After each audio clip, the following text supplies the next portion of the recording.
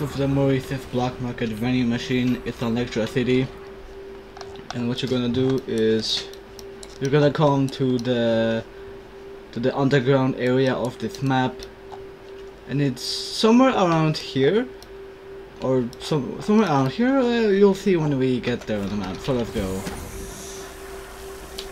It's gonna get some mindfulness stacks.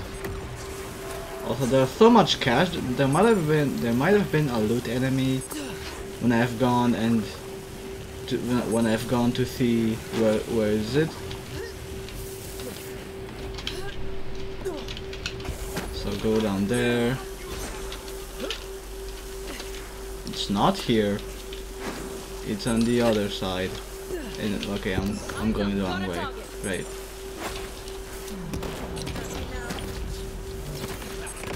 Are we gonna get a job for it? Oh yeah. No, don't look at it.